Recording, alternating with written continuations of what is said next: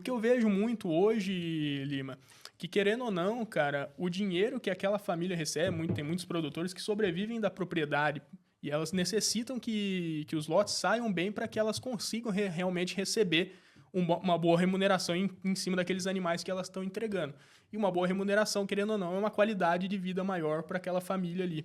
E eu vejo que a ambiência, muitas vezes, ela está muito relacionada a isso, cara, a uma boa aquisição de dinheiro. Porque se você melhora a ambiência, você está melhorando o desempenho dos animais, é um bem-estar a mais grande para esses animais, né?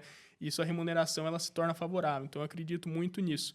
Só que muitas vezes é difícil de explicar, Lima, para as pessoas, cara, você tem que mudar a sua ambiência, você tem que investir em aquecimento, diminuir sua umidade e tudo mais. E em cima da sua experiência, Lima, como que você explicaria de uma forma prática como que realmente esses pilares, você comentou, né, a umidade, temperatura, velocidade relativa do ar, como que realmente eles implicam ali no bem-estar dos animais, na saúde desses animais, e qual deles que você identifica que é o que mais prejudica se estiver fora do padrão ali? Que você mudaria, que estaria ali no seu checklist para alterar de imediato ali dentro desses pilares da ambiência. Sim, é interessante isso que tu colocou, porque assim, isso é verdadeiro, né? E eu me coloco muito no lugar do produtor, né? Sou filho de produtor, meu pai trabalhou muito, agora mais com produção, porque meu pai era da área, de outra área, não trabalhava exclusivamente com a pecuária, né? Mas o meu avô, me criei com ele, e ele me passou esse exemplo, né? De entender o produtor, de entender a realidade lá. Então eu me coloco muito no lugar sempre do produtor. E a maneira mais tranquila que eu acho e fácil de mostrar para o produtor, porque é difícil ele ver. E a gente só vai acreditar no que a gente vê e no que a gente sente. Então, assim, é com o que ele tem, com aquele recurso que ele tem. Não importa se é só uma cortina que baixa e sobe. Não é. Isso consegue. Entendeu? Se o cara só tem lá o galpãozinho dele, só tem a cortina de baixar e subir, ensinar ele a manejar bem aquela cortina, ele vai melhorar o resultado. Quando ele melhorar o resultado, ele vai dizer assim: opa, a ambiência está funcionando. Aí ele vai vir chegar e fazer a seguinte pergunta para ti: o que eu posso fazer para melhorar mais? Aí a gente entra e diz assim: o que o senhor tem de orçamento? Ó, eu posso colocar mais 2 ventiladores. Tô dando só um exemplo aqui. Coloque 2 que o senhor vai melhorar. Só que tem que ser bem manejado. Assertivo. Então, assim, ó, eu sempre falo, não adianta a gente sair querendo colocar a melhor tecnologia do mundo. Não. Porque às vezes esse cara não sabe operar. E às vezes não tem ali naquela região uma pessoa capacitada para também orientar ele.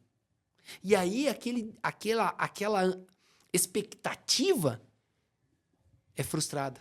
E aí esse cara vai falar para todo mundo que aquilo não funciona e que ele foi prejudicado. Então, assim, ó, resumidamente, o que nós precisamos fazer, nós como técnico, como extensionistas, nós precisamos mostrar para esses produtores com o que eles têm, eles conseguem melhorar. E aí melhorar o quê? O que tem que melhorar, que é a pergunta que tu me fizeste, né? Gente, se nós conseguir controlar a umidade relativa dentro desse galpão, dentro dessa unidade, dentro de uma maternidade, principalmente numa terminação, nós vamos controlar a ambiência desse lugar e vamos fazer isso dar resultado. Esse animal vai performar melhor do que vinha. Claro que se eu colocar isso dentro de uma outra tecnologia, ele vai performar mais, mas do que eu tinha já é um grande avanço. E aí esse cara vai acreditar nessa climatização. Porque hoje nós temos um jargão muito pesado. Eu vou falar essa palavra pesado na suinocultura, que é falar o seguinte: o suíno não pode com vento. Tenho que limitar todos os meus projetos com vento. Gente, nós estamos falando em que lugar do Brasil? Nós estamos falando para que quantidade de peso por metro quadrado que eu tenho dentro desse galpão. Que tipo de piso? Tudo isso vai mudar o contexto. Outra coisa, quando eu tenho a interação da sensação térmica, eu estou falando em umidade, temperatura e velocidade de vento. Se eu tenho uma umidade muito alta, em regiões que têm umidade muito alta, e o verão brasileiro é quente e úmido. Todo o Brasil é quente e úmido. Então, eu não tenho como controlar muito essa umidade se chove todo dia. E é preciso para ter grãos. A chuva é bem-vinda. Eu preciso de ter uma velocidade maior. Então, aquele ensinamento que veio da Europa, dos Estados Unidos, que não é certo, que para eles é a verdade deles, né? Que nós tínhamos uma determinada velocidade, para nós não serve. Hoje, se nós colocarmos fizermos um galpão e colocarmos uma velocidade maior, ou seja, aumentarmos sairmos pensar fora da caixa disso, nós vamos ter desempenho muito grande nesses suínos. Seja em creche, seja em gestação, seja em maternidade, seja numa terminação. Por quê? Porque esse animal está sofrendo.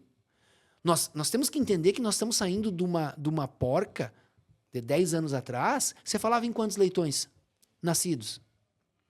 Hoje, saiu agora há poucos dias na mídia que nós conseguimos aí no Brasil sair uma leitegada com 45 leitões. Você tá doido. Olha o potencial genético desse animal. Nós estamos aumentando o tamanho desses animais, nós estamos aumentando o metabolismo desse animal para produzir mais leitão, para produzir mais leite. Consequentemente, o calor desse animal é outro.